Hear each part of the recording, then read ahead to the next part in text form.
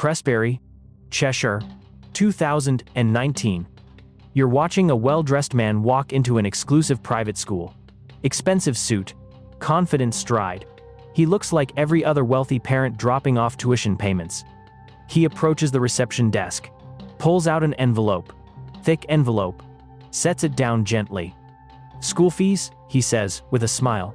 "For my daughter." The receptionist opens it. Inside, cash. Thousands of pounds in notes. Not a check. Not a bank transfer. Physical currency stacked neatly in an envelope. This happens every term. Always cash. The school accepts it.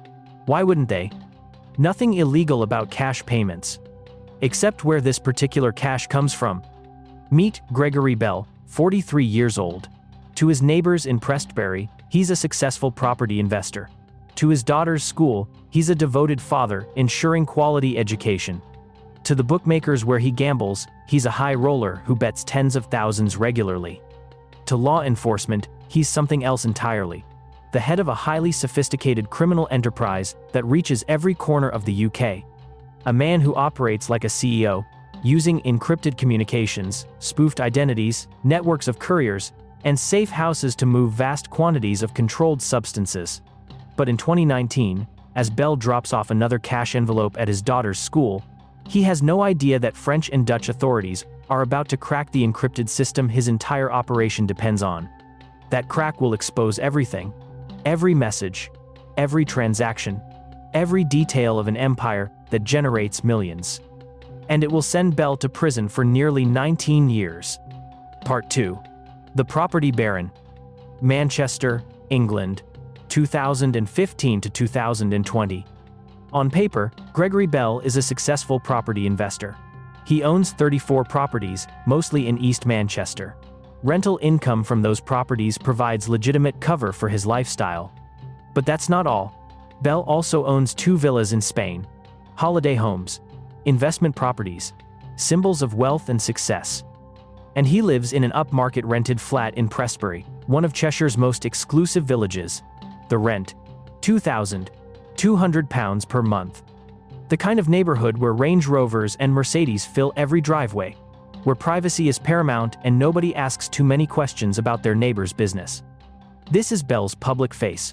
Property investor, wealthy businessman, devoted father, regular customer at high-end casinos. But behind this facade is something darker, something more complex, something that generates far more money than rental properties ever could. Bell runs what law enforcement will eventually describe as a criminal enterprise that reaches into every corner of the UK. He operates like a CEO.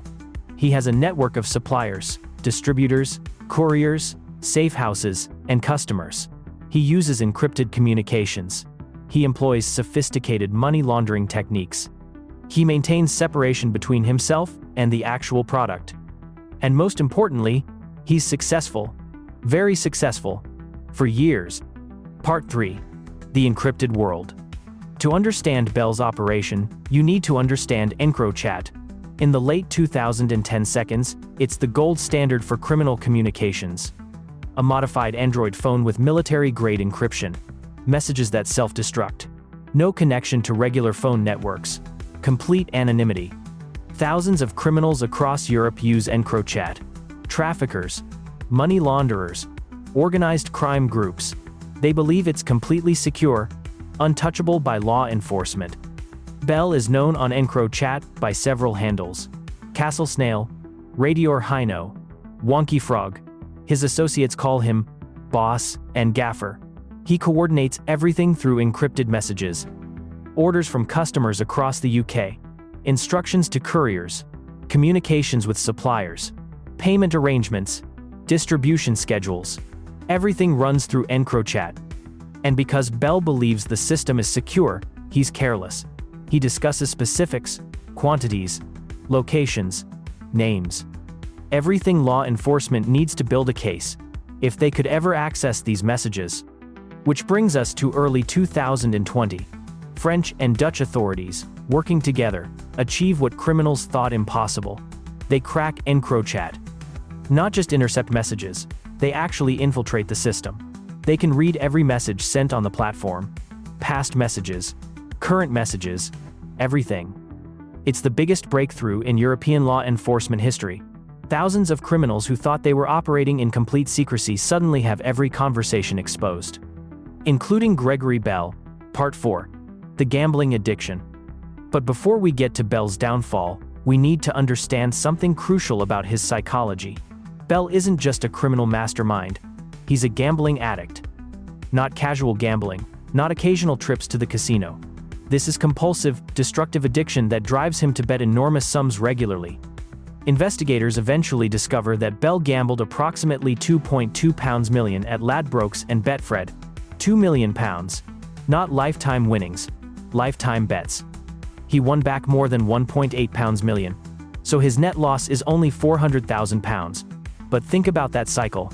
Betting millions. Winning back millions. The adrenaline. The risk. The constant need for more. This explains something important about Bell's operation. He's not trafficking because he needs money to survive. His property portfolio generates legitimate income. His criminal enterprise generates millions more. He's trafficking to feed an addiction, to maintain a lifestyle, to keep the gambling going, to feel the rush. The cash envelopes at his daughter's school? That's not about avoiding paper trails, though it accomplishes that. It's about having so much cash flowing through his life that paying school fees in currency seems normal. The £70,000 worth of designer clothing found at his home? That's not just showing off wealth. It's the behavior of someone with unlimited access to money and no restraint. Bell operates at the intersection of criminal sophistication and personal compulsion. He's smart enough to build a complex operation, but he's addicted enough to take risks that a purely rational criminal wouldn't take. Part 5. The Operation. Let's examine how Bell's enterprise actually functions. Because this isn't street-level dealing. This is industrial-scale distribution run like a legitimate corporation. Bell has 2 safe houses. One in Alderley Edge, another in Barry. These aren't residential properties. They're storage facilities. Warehouses where bulk quantities are kept before distribution. Product arrives at these safe houses from suppliers.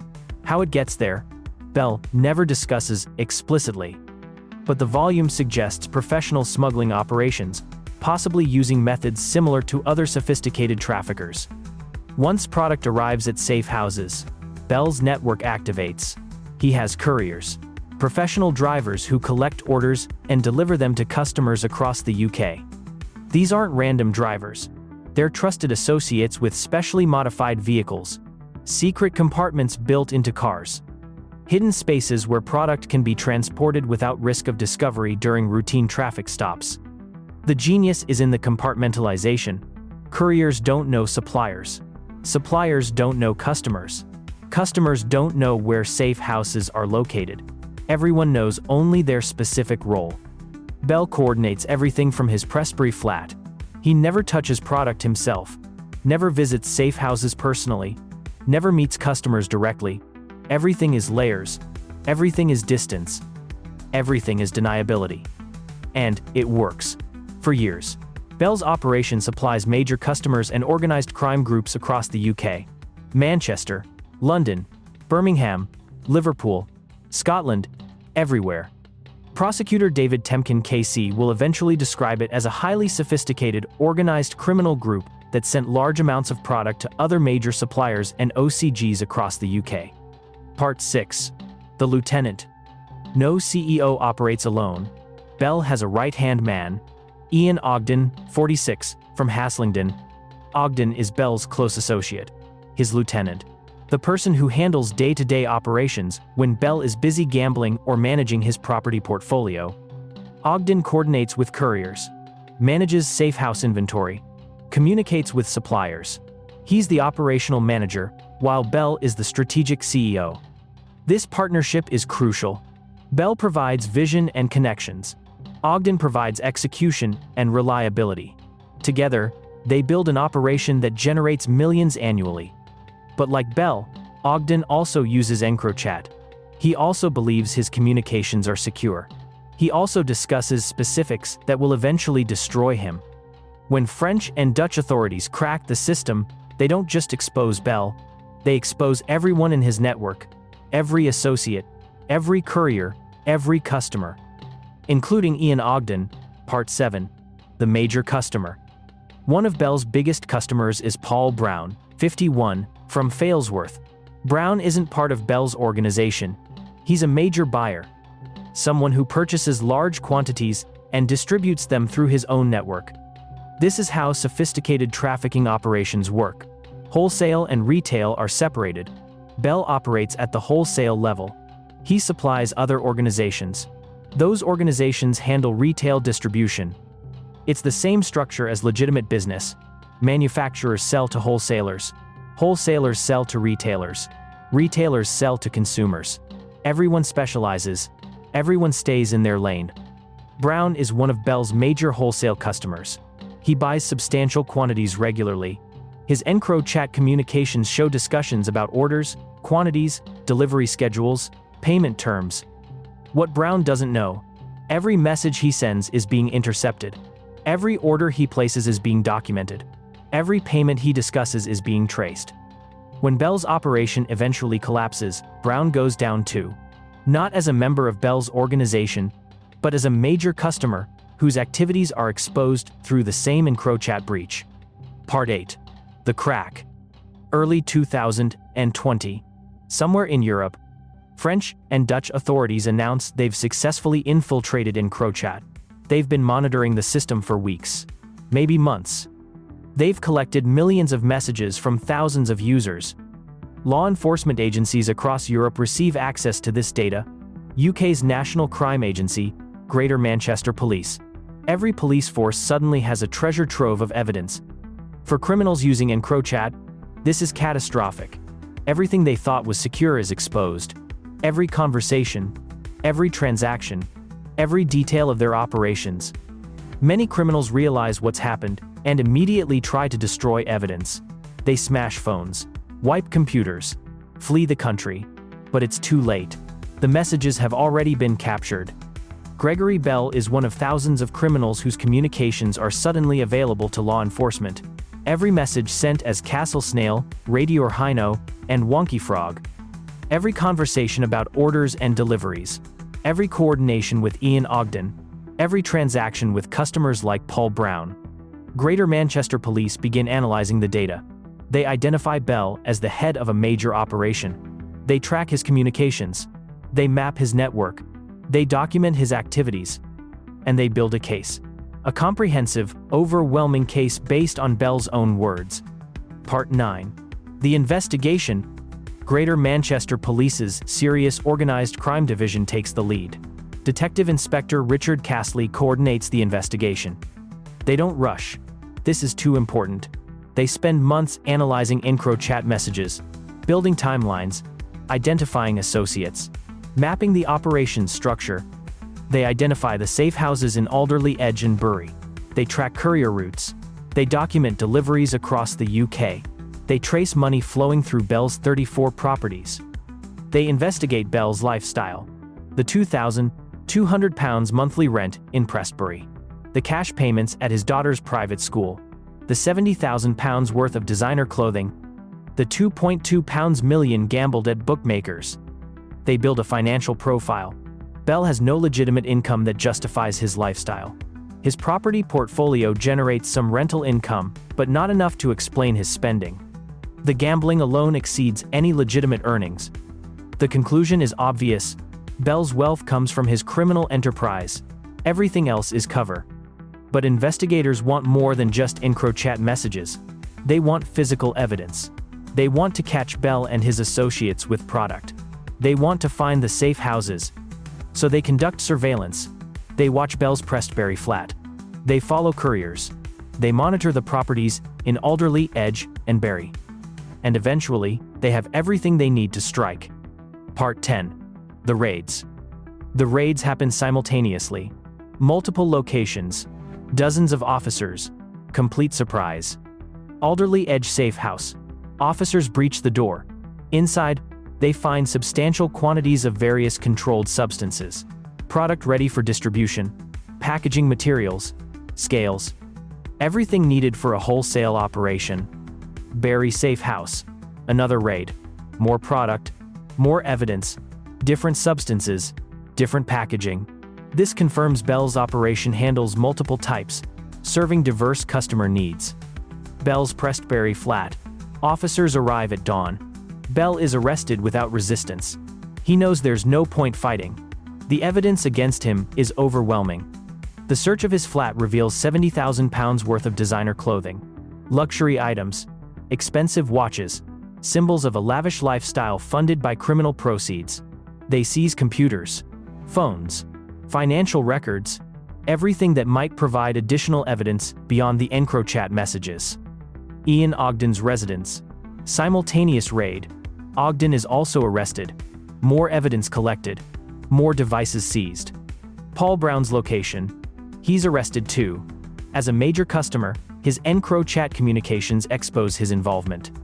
He's not part of Bell's core organization, but he's a significant part of the overall network. Within hours, the key figures in Bell's operation are in custody. Within days, they're charged. Within weeks, the media reports on one of the biggest organized crime takedowns in Greater Manchester history. Part 11. The evidence. The case against Bell is overwhelming. Prosecutors have something criminals using EncroChat never expected, their own words. Thousands of messages discussing operations, orders from customers, instructions to couriers, coordination with Ogden, discussions about safe houses, everything documented in Bell's own communications. But prosecutors also have physical evidence, products seized from safe houses, financial records showing unexplained wealth, property ownership records, gambling records from Ladbrokes and Betfred, receipts from his daughter's private school showing cash payments. They have testimony from couriers who decide to cooperate rather than face lengthy sentences. These couriers describe the operation's structure, how they collected product from safe houses, how they delivered orders in vehicles with secret compartments, how Bell and Ogden coordinated everything remotely. They have surveillance footage showing activity at the safe houses, vehicles arriving and departing, known associates entering and leaving, patterns that corroborate the EncroChat messages. The defense knows this case is unwinnable. The evidence is too substantial. The EncroChat messages are too explicit. The physical evidence too damning. Bell's lawyers advise him to plead guilty. Fighting will only result in a longer sentence. Cooperation and accepting responsibility might reduce it slightly. Part 12. The Guilty Pleas. Manchester Crown Court. Earlier hearing. Gregory Bell pleads guilty to money laundering and conspiracy to supply multiple controlled substances. The specifics: conspiring to supply substances including certain powders, pills, and plant materials. It's not an admission of guilt, because he wants to confess. It's a strategic decision. The evidence against him is insurmountable. Pleading guilty is damage control. Ogden pleads guilty to the same offenses. As Bell's lieutenant, his involvement is equally clear. His EncroChat communications show his central role in operations. Paul Brown, the major customer, also pleads guilty. His messages show large-scale purchasing and distribution through his own network. All three men are remanded in custody, awaiting sentencing. Bell has now been in prison for more than 5 years, including during the COVID pandemic. His lawyers will later argue that this time has been difficult to bear due to health reasons. They'll emphasize his volunteer work as a listener for the Samaritans, where he's worked tirelessly to support some very emotionally troubled individuals. This is standard defense strategy. Humanize the defendant, show rehabilitation, demonstrate that prison time is already punishment enough. But prosecutors have a different narrative. They'll emphasize the scale of Bell's operation, the millions he made, the harm he caused, the sophisticated nature of his enterprise. Part 13. The Sentencing Hearing. Manchester Crown Court. Monday, the 20th of October 2025. The courtroom is packed. Media present. Police officers who worked the case. Families of defendants. Prosecutor David Temkin KC presents the case against Bell. He describes a highly sophisticated organized criminal group that sent large amounts of controlled substances to other major suppliers and OCGs across the UK. He details Bell's lifestyle, the 34 properties, the 2 Spanish villas, the £2,200 monthly rent in Prestbury, the cash school fees, The £70,000 in designer clothing. The £2.2 million gambled at bookmakers. He emphasizes that Bell operated like a CEO, using encrypted phones, spoofed identities, and a network of couriers and safe houses to move vast quantities and launder millions of pounds. The scale, Temkin argues, was staggering, from the volume being moved to the number of properties acquired through criminal proceeds. Colin Aylott KC, defending Bell, presents mitigation. He notes Bell has no previous convictions. He's been on remand for more than 5 years. He's found prison difficult due to health issues. But Aylott emphasizes Bell has taken enormous steps forward in custody. His volunteer work with the Samaritans, his support for emotionally troubled individuals, his rehabilitation efforts. The judge listens to both sides. He reviews the evidence. He considers the guidelines for sentencing. Then he pronounces judgment. Gregory Bell, 18 years and 11 months in prison.